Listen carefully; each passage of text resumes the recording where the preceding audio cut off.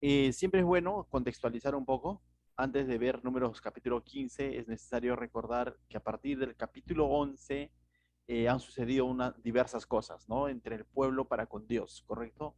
En el capítulo 11 el pueblo se ha quejado, capítulo 12 hemos visto la envidia de Aarón y María hacia Moisés, capítulo 13 hemos visto la incredulidad del pueblo, enviando espías y creyendo más a los 10 espías que veían más por vista que por fe. En el capítulo 14 hemos visto ese rechazo, ¿no? A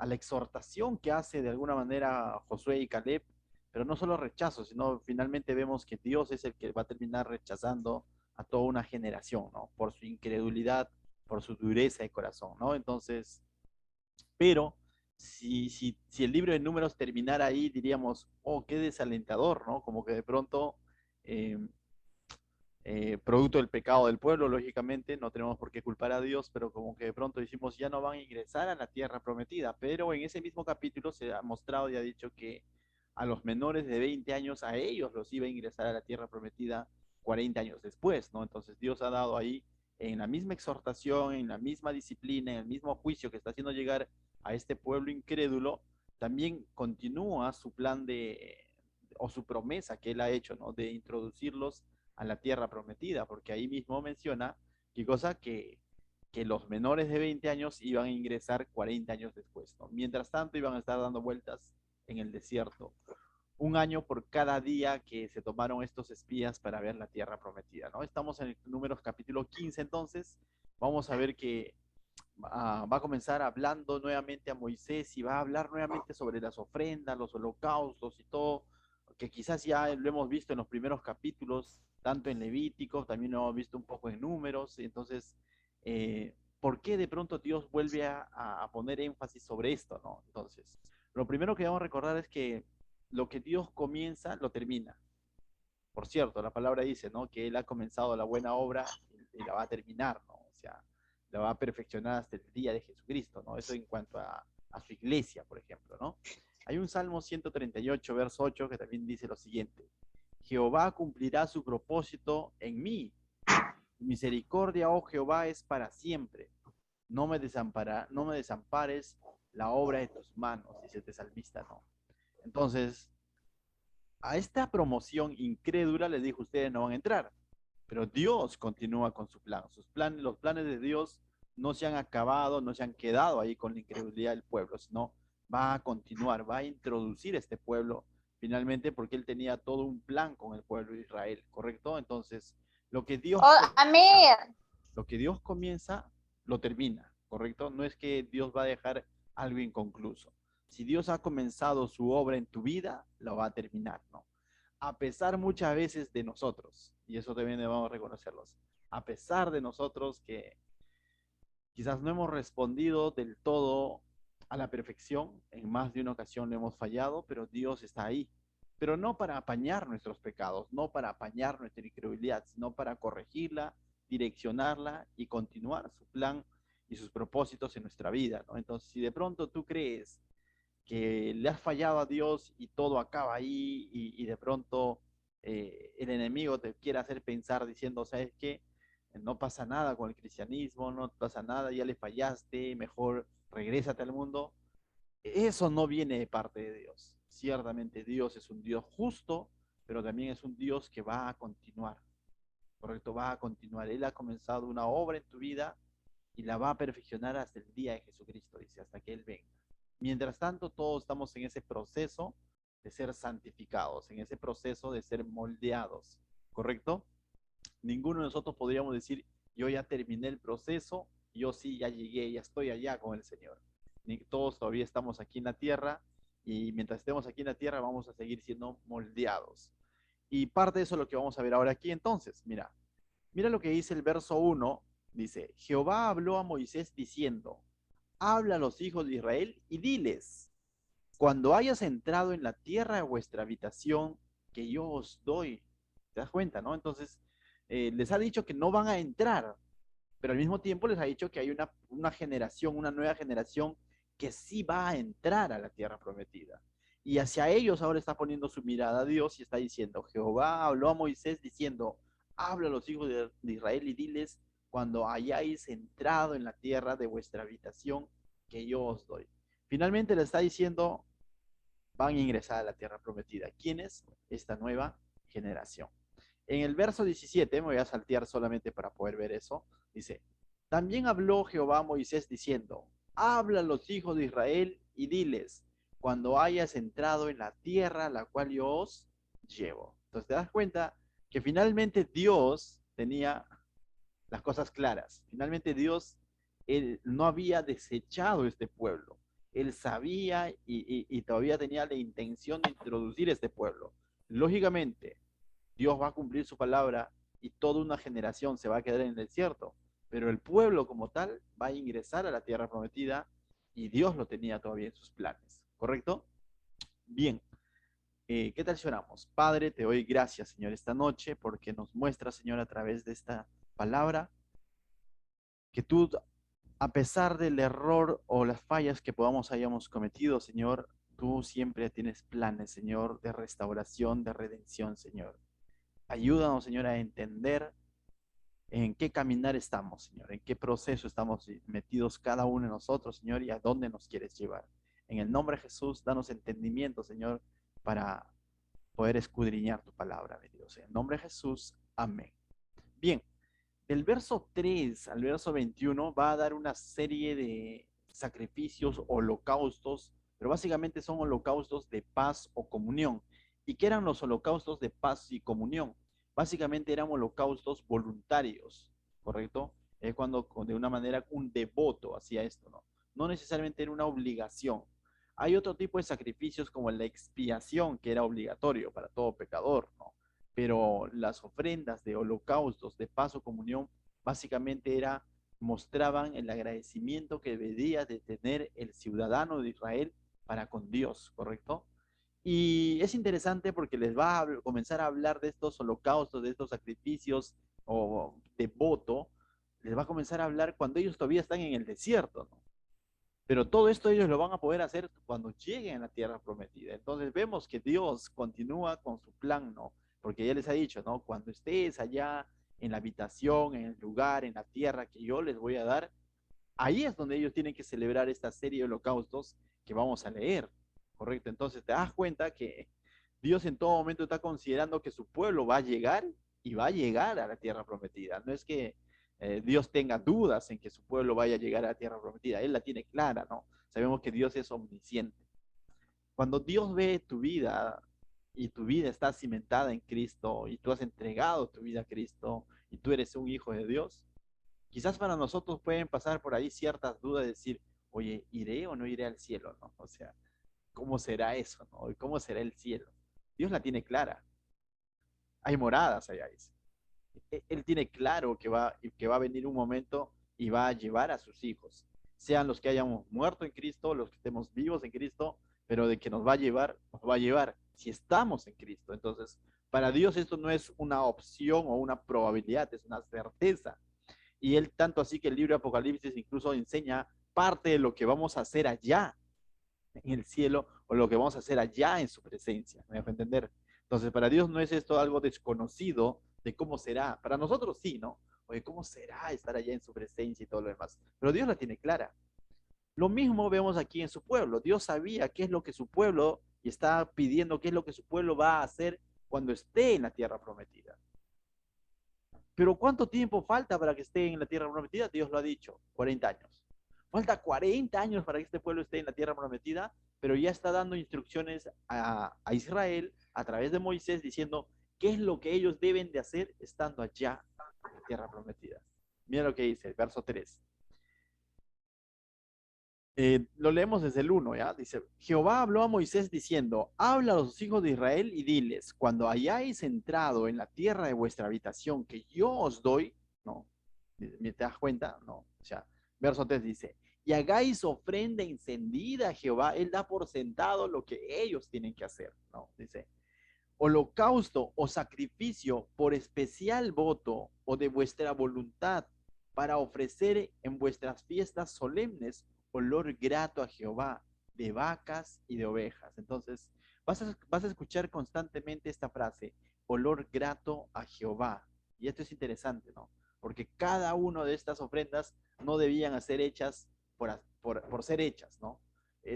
Dios no dejó, ciertamente estas ofrendas van a ser llevadas de manera voluntaria o por voto o por holocausto a Dios, pero Dios ha puesto por así decirlo, ha puesto las instrucciones de cómo es que deben de llevarlo y qué es lo que deben de llevar, ¿no? No es que el pueblo de pronto dice, "Oh, a mí se me ocurre llevarle un chancho". No, no, no es tanto así, ¿no? No está tanto en que el pueblo dice, yo llevo lo que quiero. Ciertamente implica una voluntad, una respuesta del pueblo cuando esté allá en la tierra prometida de poder llevar estos holocaustos, estas ofrendas a Dios, pero es como Dios dice, no como el ser humano o como el hombre dice, yo quiero darle esto a Dios. No, no, es como Dios está diciendo qué es lo que ellos deben de llevar. Y eso lo hemos aprendido en el libro de Levítico, no a más detalle todavía. Pero sigue, dice, verso 4. Entonces el que presente su ofrenda a Jehová traerá como ofrenda la 10ª parte de un efa de flor de harina. Pregunto, ¿de qué vivían ellos ahí en el desierto? Del maná. En el maná aún no había harina. La flor de harina, ellos lo van a cosechar cuando estén allá en la tierra prometida. Entonces, esto, ellos lo van a hacer 40 años después. En ese momento no pueden hacerlo, solamente están recibiendo instrucciones. Pero Dios ya les está diciendo, todo esto va a ocurrir. Entonces, eso nos da certeza de que sí o sí Dios iba a introducir a su pueblo. Dice, amasada con la 4ª parte de un hin de aceite. De vino para la libación ofrecerás la 4ª parte de un hin. ¿Qué más iba a acompañar a estas ofrendas? Vino. El vino ellos no lo podían cosechar en el desierto. El vino lo iban a cosechar allá, ¿no? Donde habían racimos que lo cargaban entre 2 hombres, dice, ¿no? Entonces, allá en la tierra prometida iba a haber la uva necesaria para que ellos preparen ese vino y todo lo demás. Entonces, cada una de estas ofrendas va a ser posible cuando ellos estén en la tierra prometida, porque ahí en el desierto no había flor de harina, no había vino, todo esto iba a ocurrir allá. Al mismo tiempo, Dios les está mostrando, mira, para que tú puedas traer esta ofrenda, primero va a ser necesario que yo te introduzca en la tierra prometida. Y no solamente te introduzca en la tierra prometida, sino que coseches de esa tierra para que coseches harina, que coseches del fruto de esa tierra para que tengas vino. Y básicamente le está diciendo, me vas a corresponder conforme como yo te he dado esta tierra donde fluye leche y miel. Entonces, de tal manera que las ofrendas y todo lo que el pueblo va a llevar a Dios es una respuesta de cómo Dios los ha bendecido y ya los ha introducido a la tierra prometida. Entonces, básicamente estas ofrendas son de agradecimiento, de paz, de comunión, de decir, Señor, estamos en el lugar donde tú nos has prometido traer. Pero Dios les está hablando para que esto ellos lo manejen por fe, porque todavía faltaban 40 años. Verso 5 dice, de vino para libación ofrecerás la 4ª parte de un hin, además del holocausto o del sacrificio por cada cordero. Verso 6, por cada carnero harás ofrenda de 2 décimas de flor de harina, nuevamente, amasada con la 3ª parte de un hin de aceite. Y de vino para la libación ofrecerás la 3ª parte de un hin, en olor grato a Jehová. Cuando ofreciereis novillo o en holocausto o sacrificio por especial voto o de paz a Jehová, ofrecerás con el novillo una ofrenda de 3 décimas de flor de harina, amasada con la mitad de un hin de aceite, y de vino para la libación ofrecerás la mitad de un hin, en ofrenda encendida en olor grato a Jehová. Y vemos que cada una de estas ofrendas estaban acompañadas de qué? De flor de harina y de vino. Algo que para ellos era posible solo si es que estaba, cuando lleguen a la tierra prometida y logren cosechar el trigo, el grano para tener la harina, logren cosechar las uvas para tener el vino. En el desierto no van a poder presentar nada de esto. Esto va a ocurrir cuando esté en la tierra prometida. Entonces vemos que Dios sigue teniendo planes con este pueblo. Y cada una de estas ofrendas hablan de la comunión que quería tener Dios con este pueblo, de la relación que quería cultivar Dios con este pueblo a través de estos sacrificios que mostraban el corazón agradecido del pueblo, que celebraban la relación o la comunión que tenía el pueblo con Dios, ¿no? Va a hablar de las ofrendas mecidas, va a hablar de las tortas de harina, O sea, todo esto habla son ofrendas de paz, de una celebración de esa comunión que tiene Dios con este pueblo. Entonces, Dios no los ha sacado de Egipto para dejarlos en un desierto, como ellos en algún momento han creído, toda esa generación incrédula. Esto va para la nueva generación, recordándoles, yo no los he sacado para que dejarlos en el desierto. No cometan el mismo error que sus padres. Yo los he sacado para llevarlos a la tierra prometida, proveerlos, sustentarlos y tener una relación con ustedes. Dios no ha rescatado a su pueblo para que siga siendo un pueblo más, sino Él los ha rescatado para ser su Dios, para habitar en medio de su pueblo, para tener una relación con su pueblo. ¿Y qué podemos aprender hasta esta parte? Dios no nos ha sacado del mundo para caminar solos en esta vida. Él nos ha sacado del mundo para tener una relación con Él constantemente. Amén. Para eso te ha sacado. No te ha sacado solamente porque pobrecito. Dios no te ha rescatado por lástima. Dios te ha rescatado por gracia, pero también porque entiende que necesitas tener una relación constante con Él. Y en eso estamos. Este pueblo le ha fallado, le ha fallado. Dios los ha desechado a la generación incrédula, pero sigue manteniendo un remanente. Y ese remanente ahora está conformado por la nueva generación, incluido Josué y Caleb.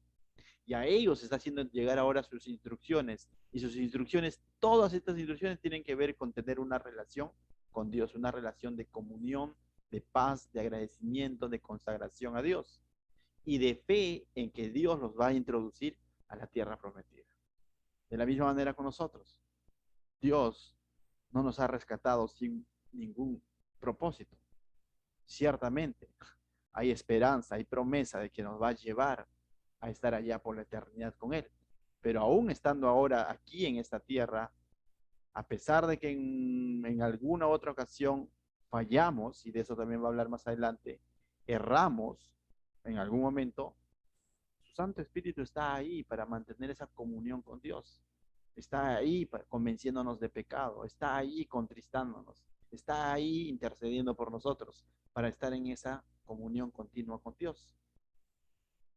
Y día a día necesitamos estar presentándoles nuestro cuerpo, nuestros labios, nuestras manos a Él como sacrificio vivo, tal como dice el libro de Romanos. Entonces, esto era muy importante para Dios. Aunque ellos lo iban a poder hacer todavía estando en la tierra prometida. Verso 11 me dice, así que hará, dice, cada buey o carnero o cordero de las ovejas o cabrito. Conforme al número así haréis con cada uno, según el número de ellos, dice. Todo natural hará estas cosas así para ofrecer ofrenda encendida en olor grato a Jehová, nuevamente. ¿Ves? Y cuando habitare con vosotros extranjero o cualquiera que anduviere entre vosotros por vuestras generaciones, si hiciere ofrenda encendida de olor grato a Jehová, como vosotros lo hiciereis, así hará él, dice.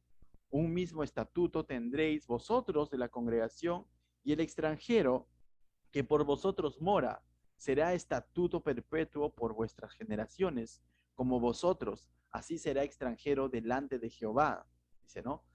Una misma ley, un mismo decreto tendréis vosotros y el extranjero que con vosotros mora. Y lo interesante es, si cada una de estas ofrendas del cual estaba hablando eh, tenían por propósito mostrar esa comunión constante, permanente, de agradecimiento que debe de tener el pueblo con Dios. Y si el extranjero se refiere a aquel que no era judío, pero estaba haciendo parte, porque hay registro de que no solamente salieron de Egipto puros judíos, salieron algunos extranjeros que también se colaron ahí, ¿no? A esa travesía.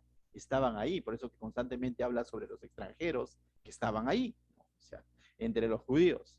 Lo interesante es que Dios no los está desechando, no está diciendo esos extranjeros no. Dios está aperturando que ellos también sean parte de esta relación, de esta comunión, y también van a ingresar a la tierra prometida, no se van a quedar en el desierto, pero ¿sabes qué está diciéndoles? Pero que sea bajo qué? Bajo sus instrucciones, bajo a lo que Él ha establecido. ¿Y qué es lo que Él ha establecido?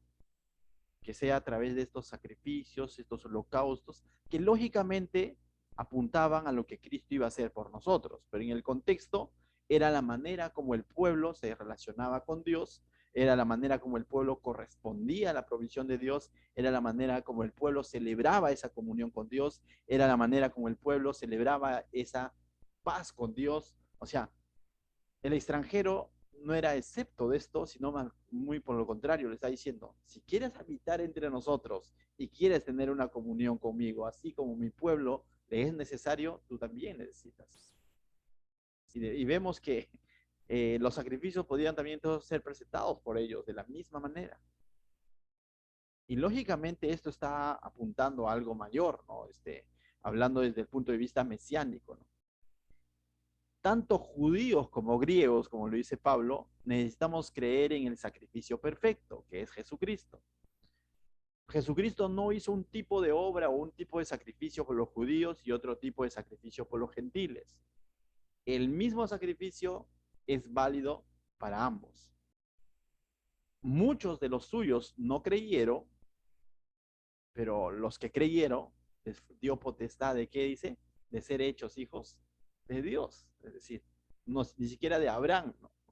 O ni siquiera de ser judíos, sino de ser hijos de Dios. Y ahí estamos nosotros. Entonces es interesante que en esta figura vemos cómo es que Dios está diciendo de la misma manera, ¿no? O sea, si quieres tener comunión conmigo es a través de esto. De la misma manera nos dice a nosotros. No hay otra manera de tener comunión con Dios si no es a través de su Hijo. Dice que me han visto a mí y han visto al Padre, dijo Jesús, ¿no? O sea, también dijo que Él es el camino, la verdad y la vida.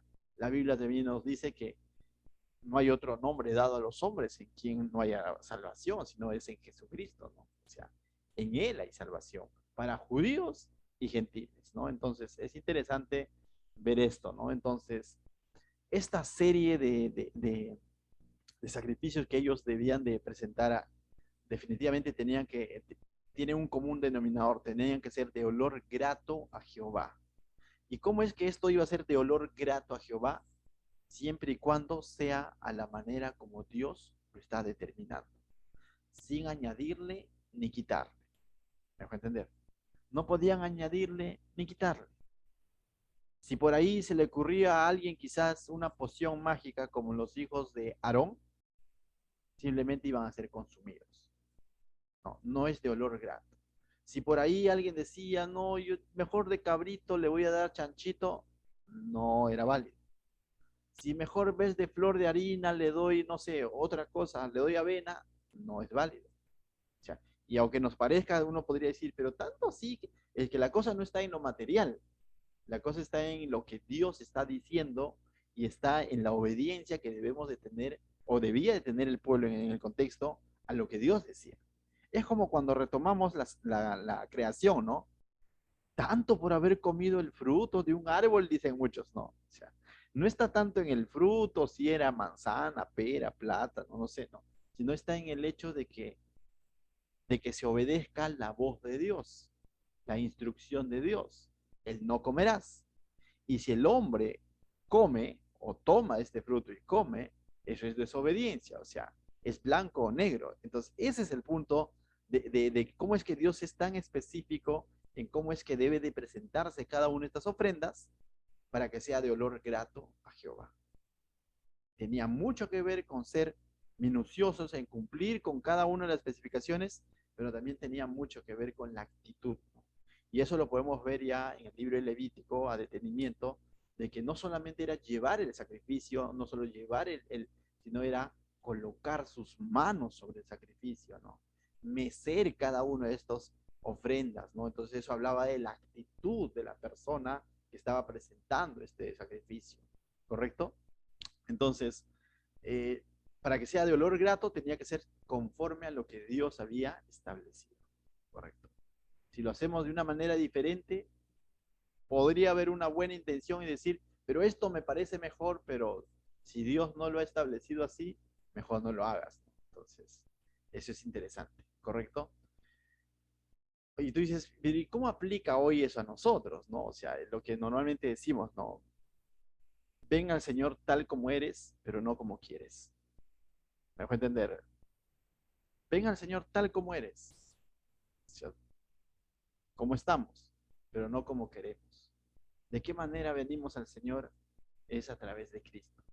No en nuestras obras, no en nuestro intelecto, no en nuestras fuerzas, porque lo contrario, todo eso es trapo de inmundicia ante la presencia de Dios.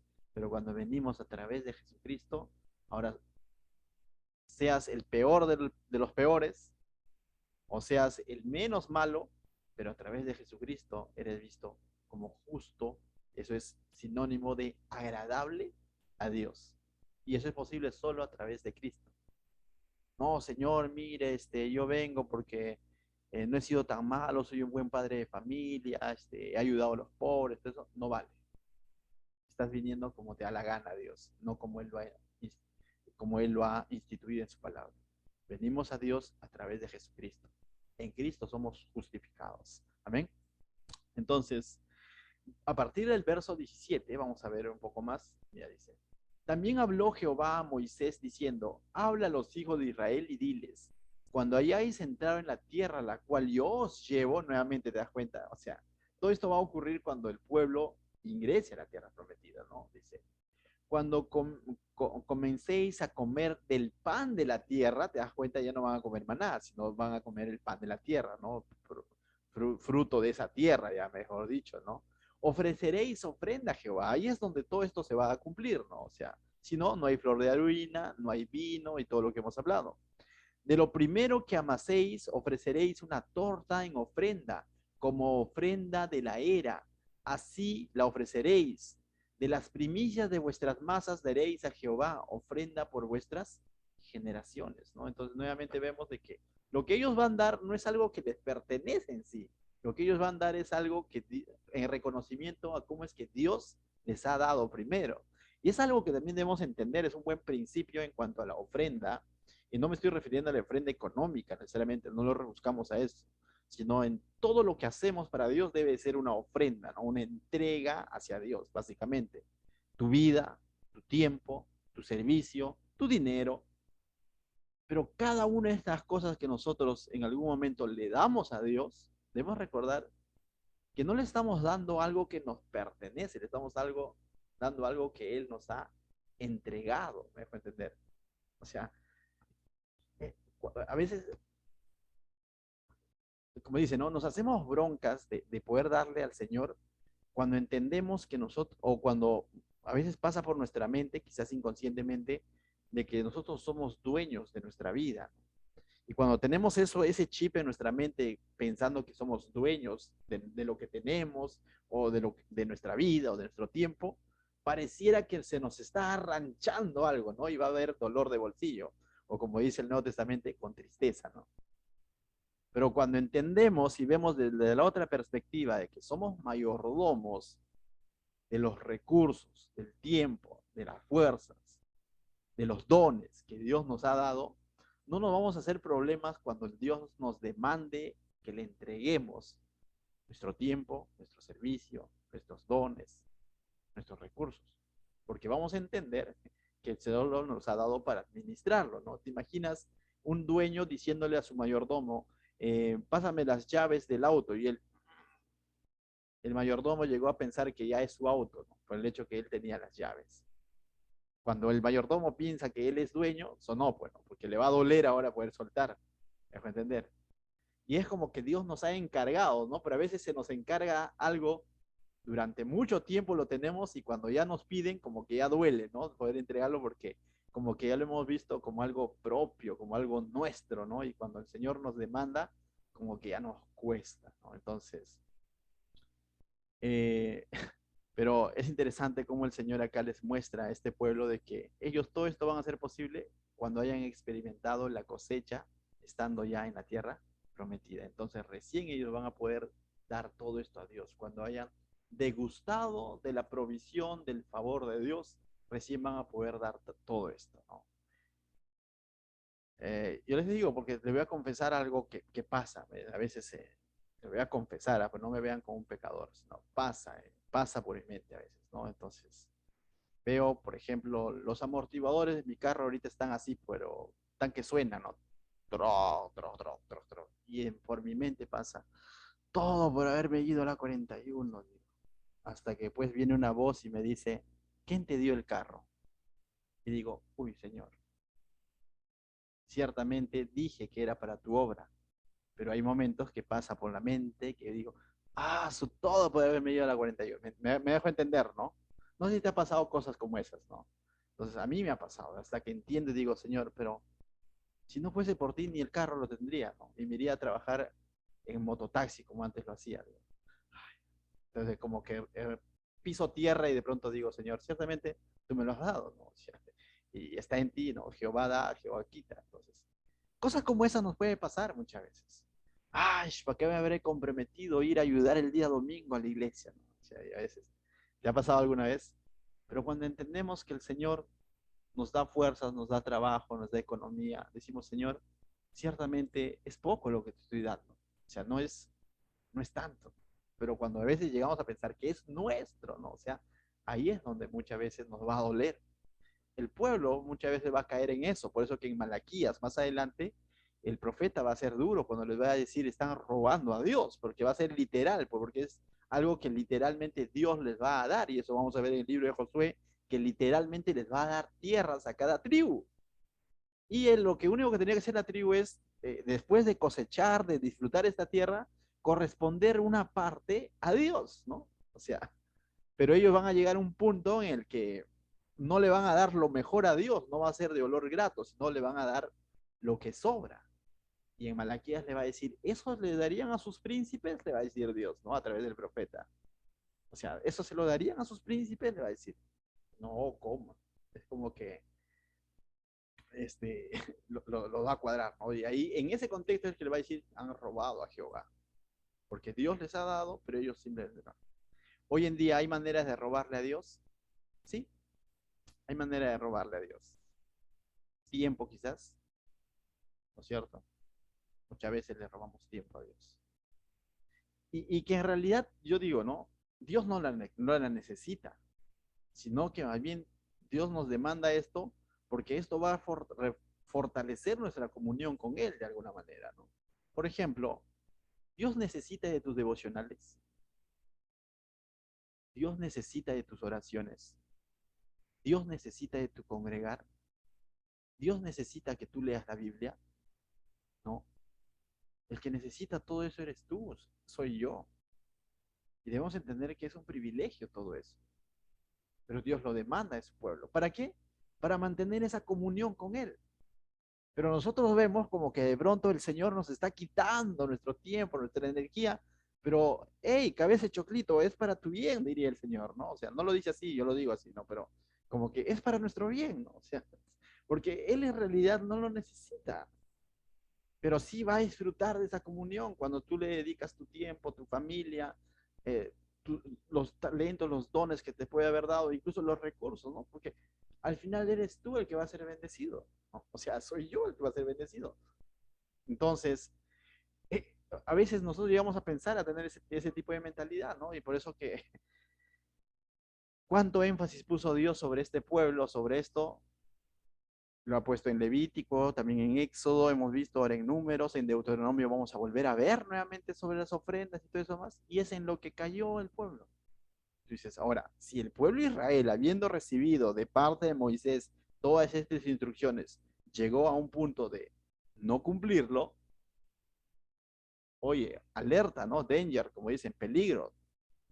Nosotros también estamos propensos en algún momento, o sea, desfallecer en nuestras devocionales a Dios, en nuestro congregar, en nuestro leer la palabra, en ofrendarle, en servirle. Nosotros también somos propensos a eso.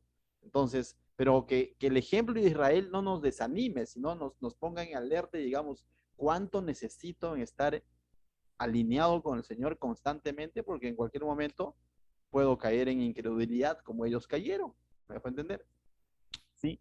Entonces, eh, Dios estaba dispuesto, mira, a pesar de lo que este pueblo había hecho y pudiendo haberlos desechado y enterrado a todos allí en el desierto, Dios estaba dispuesto a recibir la ofrenda de este pueblo 40 años después, lógicamente, y encima a recibirlos con olor grato, siempre y cuando ellos hagan de acuerdo a la instrucción que Dios está dando.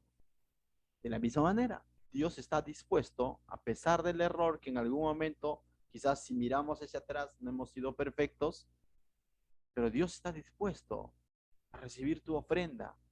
Y cuando digo ofrenda, no quiero que se malinterprete a lo económico, sino Dios está dispuesto a recibir tus devocionales, tus oraciones, tu servicio, tu tiempo. Dios está dispuesto a restaurarte. O sea, no te ha desechado. ¿Qué dijimos en un principio? Si Él ha comenzado la buena obra, lo va a perfeccionar hasta el día de Jesucristo.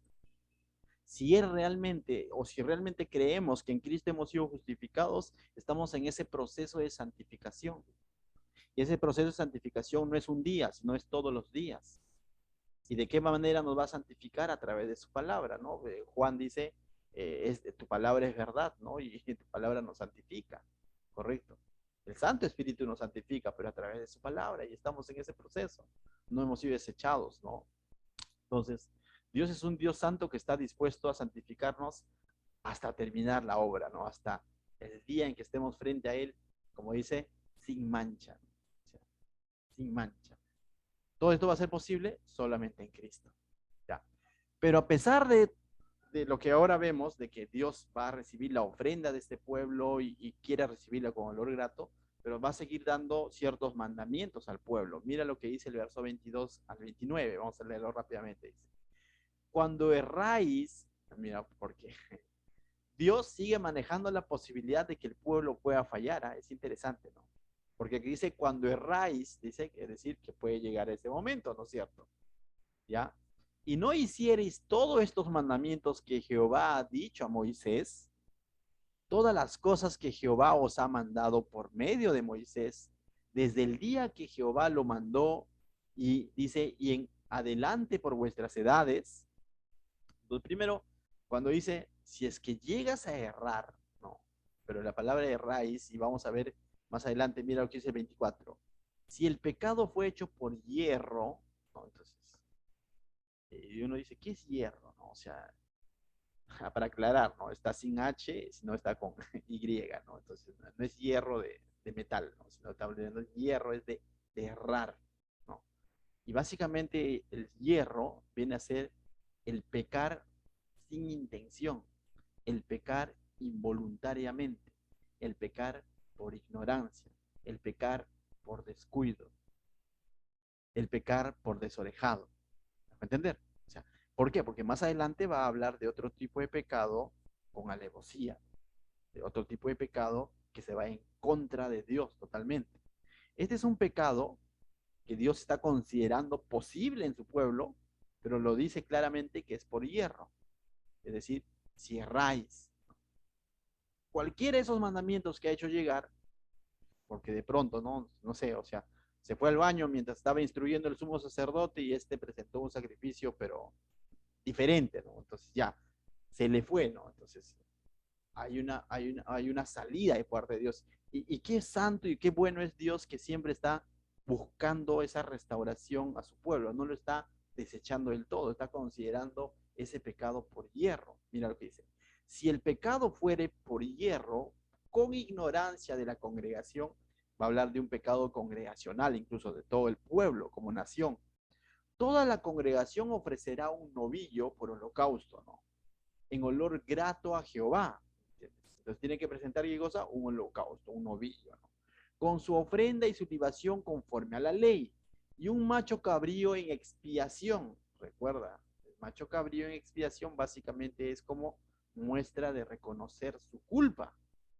O sea, no estaba el hecho de decir, bueno, yo no sabía, ¿no? De aquí para adelante. No, no, no, no.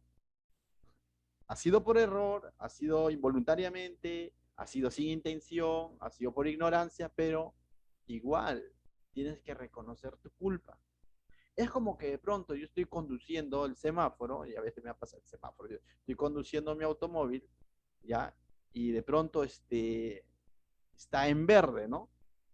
Y de un momento a otro cambia a rojo, no hubo ámbar, imaginemos, y yo ya me paso en la roja, ¿no? Porque ya se me hace complicado poder frenar.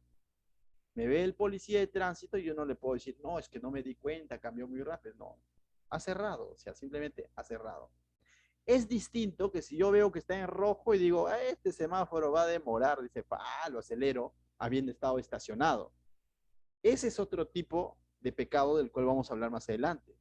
Pero el pecado por hierro normalmente es ese, ¿no? Del que fue en un momento en el que, pero pecaste. O estás corriendo en una zona donde no hay anuncios, letreros de velocidad y tú estás a 80 y de pronto el policía te detiene y le dice, no, señores, a 60 nada más como máximo. Y le digo, no, pero yo no sabía. Y el policía dice, no, acá es que yo vengo de provincia, no sabía, pero ese no sabía no te justifica. Eso es lo que queremos entender.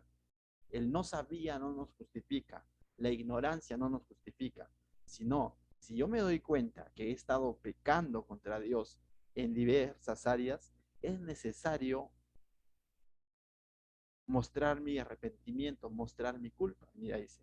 Entonces, dice, si el pecado fue hecho por hierro, con ignorancia de la congregación, toda la congregación ofrecerá un novillo por holocausto en olor grato a Jehová con su ofrenda y su libación conforme a ley. Y un macho cabrío en expiación. ¿Qué es expiación? En pago por esa falta, ¿no? Ese pecado. Y el sacerdote hará expiación por toda la congregación de los hijos de Israel. No dice que si como fue ignorancia, entonces no es necesario el sacrificio. No, no, no. Igual es necesario. Dice, y les será perdonado. Para que haya un perdón es porque hay un error, ¿no? Hay una falta.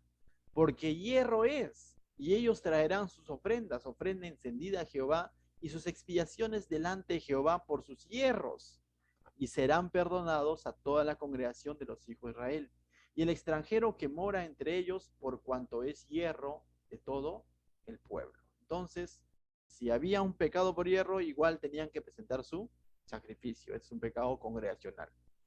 Versos 27 y 28 nos habla de un pecado, por ejemplo, de una persona. Si una persona pecare por hierro, era posible también, ofrecerá una cabra de un año para expiación, y el sacerdote hará expiación por la persona que haya pecado por hierro.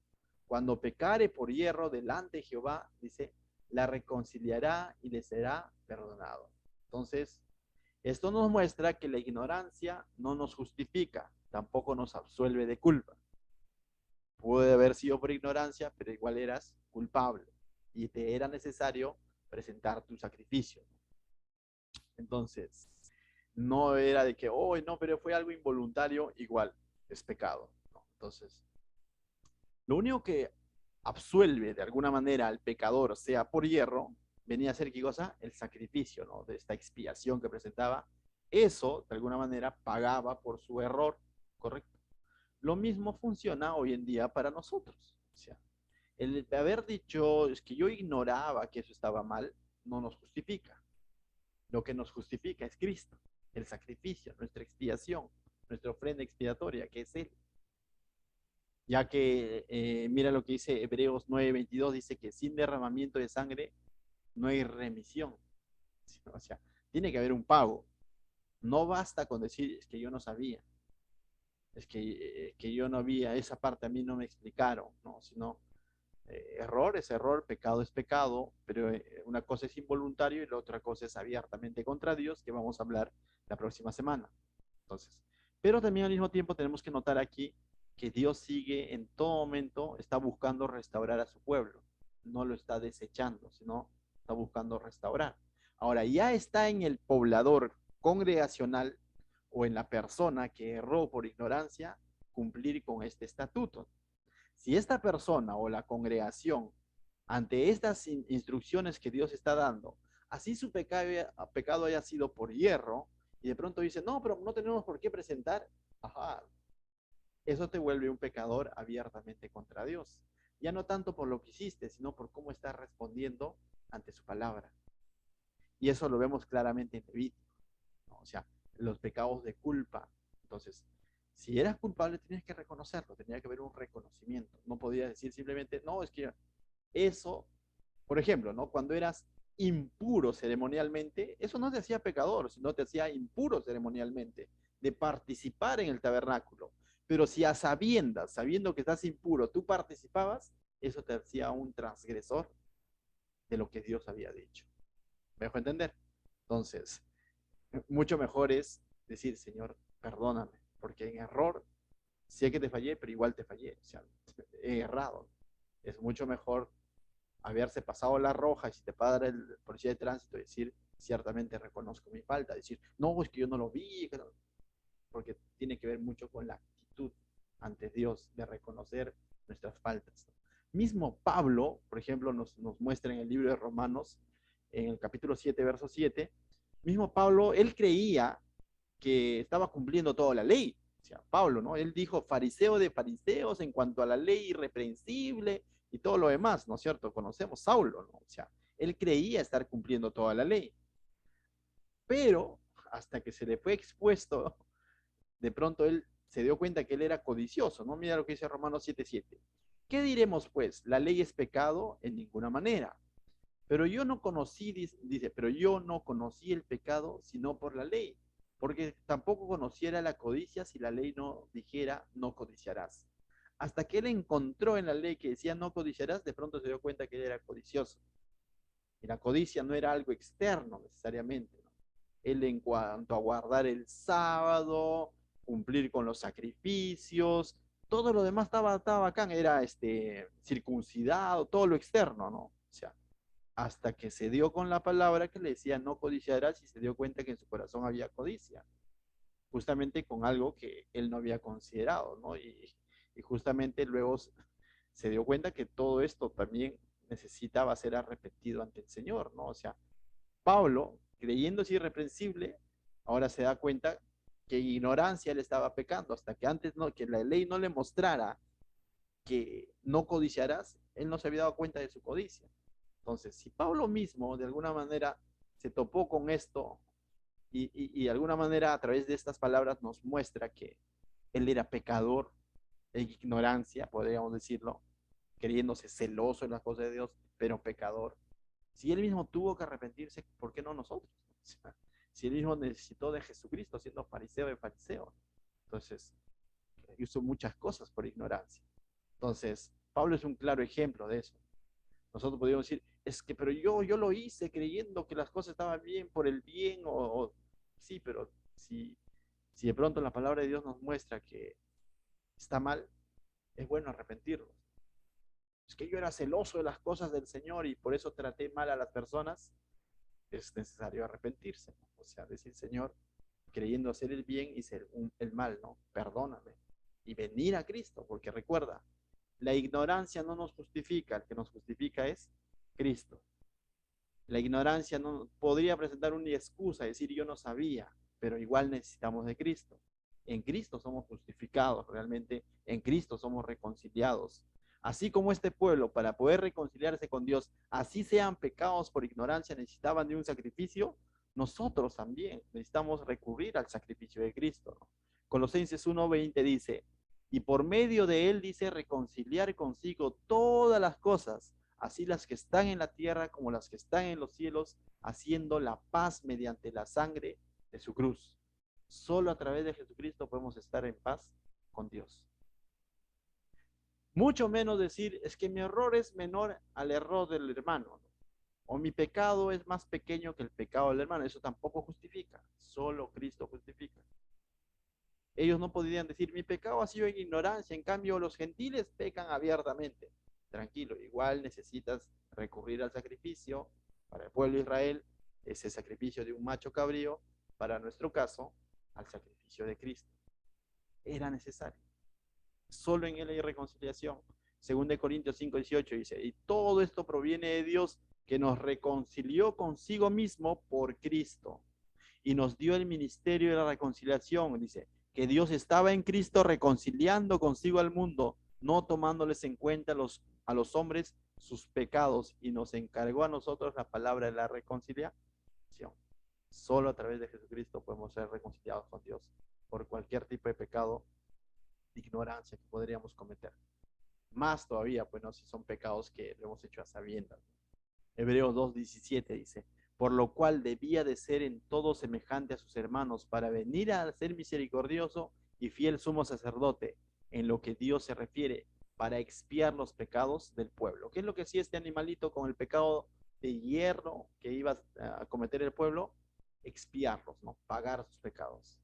Hay alguien que pagó nuestros pecados, incluso esos pecados de ignorancia. Entonces, teniendo el sacrificio frente a nosotros, teniendo a Cristo frente a nosotros, sería tonto, ¿no? Decir, yo creo que Jesús murió por este tal pecado que yo cometí y eso sí lo considero y necesito de Cristo, pero este pecadito quiero justificarlo en mis fuerzas. Quiero justificarlo diciendo no sabía. Eso es necio, ¿no? O sea, es necio decir, si el Señor está diciendo, oye, yo he muerto por todos tus pecados, pero es que a veces, muchas veces tiene que ver con el orgullo del ser humano. Como si sí, yo reconozco que en el mundo yo hacía todo eso y creo que Cristo ha muerto por todos mis pecados que yo cometí cuando era mundano. Pero ahora de cristiano, por ahí me equivoco en algo y quiero pensar que eso lo puedo remediar yo, con una buena obra quizás. No, aún esa metida de pata ya como cristiano, haya sido por ignorancia, haya sido por inmadurez que hayamos cometido, el único que puede expiar esos pecados, o ya lo expió en todo caso para nosotros, es Cristo. Pero nuestro orgullo nos quiere llevar a pensar diciendo, pero es que si el pastor peca más que yo por qué tengo que repetirme por esto? Ve a Cristo, vayamos a Cristo, aún por esos errores involuntarios. Vayamos a Cristo. Aún quizás por esas malas actitudes que podríamos tener, ¿no? Pero es que se me salió. Aún por eso, vayamos a Cristo y digamos, Señor, justifícame, paga, cubre cada uno de estos mis errores. Lo hice en ignorancia, lo hice en mi mal temperamento, lo hice, no sé, se me fue lo que fuese, pero ve a Cristo. No lo trates de justificar en tus propias fuerzas. Menos trates de justificarlo comparando con el pecado de otros, porque eso no justifica. El único que justifica y reconcilia con el Señor, ¿quién es? Jesucristo. Amén. ¿Qué tal si oramos? Padre, te doy gracias esta noche, Señor, por tu preciosa palabra. Porque tú nos muestras, Señor, a través de estos pasajes que hay esperanza, Señor, que a pesar que quizás en algún momento hemos fallado, Señor, tú mantienes tu buena obra que has comenzado en cada uno de nosotros, Señor. Y entendemos que nos irás perfeccionando, Señor, y cumplirás tu promesa en cada uno de nosotros, Señor, de introducirnos allá a tu presencia, Señor, juntamente contigo, Señor. Pero también nos muestra, Señor, que debemos ser correspondidos contigo, Señor, al poder experimentar cada una de tus bendiciones en cada área de nuestra vida, Señor. Poder darte lo que realmente sea grato, de olor grato a tu presencia, Señor. Lo que realmente agrade, Señor. Todo eso será posible cuando sea en santidad y en fe, Señor. Cuando te hagamos llegar nuestros devocionales, nuestras oraciones, nuestras alabanzas, nuestro servicio, nuestra economía, Señor, que siempre sean de acuerdo a como tú demandas de nosotros, Señor. Una actitud de honra, de alabanza, Señor, entendiendo que es para ti, Señor. También nos haces ver, Señor, que aún por esos errores involuntarios, Señor, necesitamos arrepentirnos y venir a la cruz de Cristo, Señor, a recordar que tú has pagado, has expiado aún esos pecados que podríamos considerarlos quizás pequeños, Señor, pero no autojustificarnos, Señor. Gracias te doy por cada uno de mis hermanos, Señor. En el nombre de Cristo Jesús. Amén.